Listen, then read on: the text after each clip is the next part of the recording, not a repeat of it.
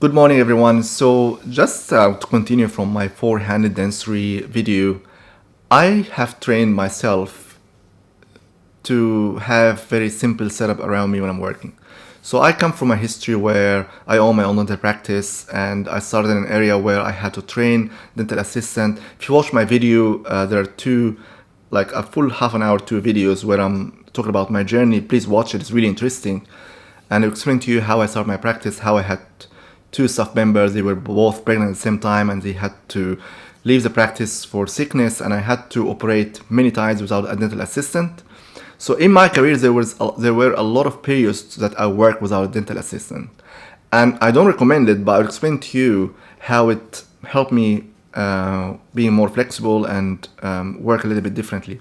So I'll explain to you how I did it, though I don't recommend it, but it's good to be flexible in situations where we don't know what the future is hiding economically, whether you will have to work without a DA in certain times, similar to COVID time where we had to have some lockdowns and staff were not available if they are in sickness.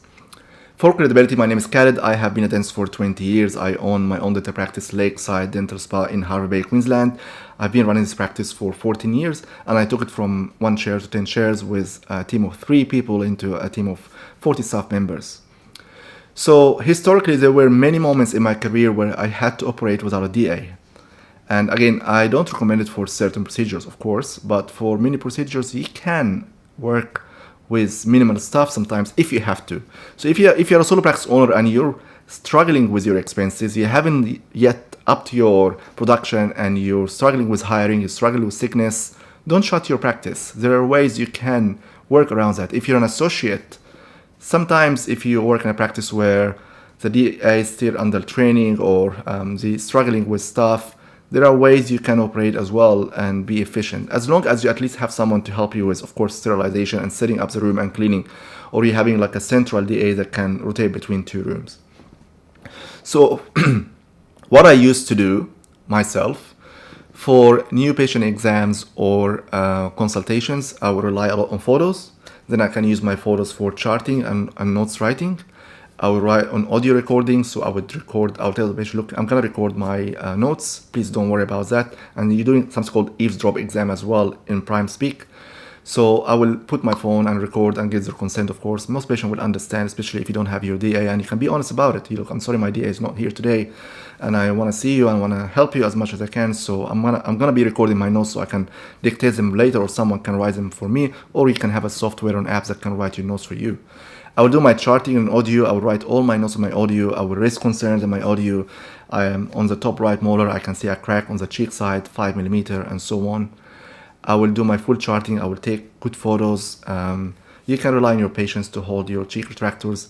And honestly, if you have an associate that will tell you, I don't want my patients to hold the cheek retractors, it's unfair to them, just tell them. If you can convince them, they can't see the big picture, they're not being flexible, and they're not the right person in your team. It's okay to ask your patients to hold their cheek retractors. It's okay to ask your patient to hold the mirror if they need to take some photos. Patients don't mind, and it's okay. Most treatment coordinator will do that if they work on their own. So I will take a lot of photos myself. I'll take x-rays myself with digital technology. You don't have to process or do much really. I will take photos myself. I will take notes with the audio recording. I can get someone in the practice to write them for me later, or you can get an app to upload the text for you. For procedures, if I have someone can set up for me and clean the rooms, you can use the isovac. Isovac is like suction, and it's a retractor. It retracts the cheek and the tongue, and also a bi-block. And it's beautiful. You can place an isovac, you can do surgical extractions, you can do sectioning, you can place crowns, you can prep for fillings, you can do a lot of things. Dental implants are stretched, so probably you need a DA, sometimes even 2 if you want to be really super efficient. But for most procedures, you can get away by not having a DA. If you have to. Again, I don't recommend it. I think they're important to calm the patients down, to help the patient, to assist you to be efficient, but also try to train yourself in situations to work being understaffed.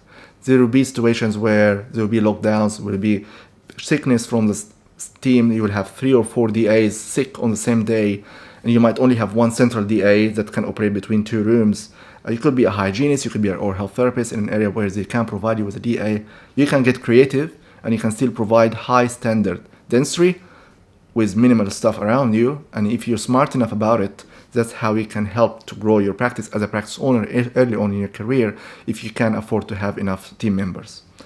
I hope you find this information helpful. Again, if you have any questions, ask me below. If you want to ask me more about the ISOVAC setup and how it works, ask me below as well.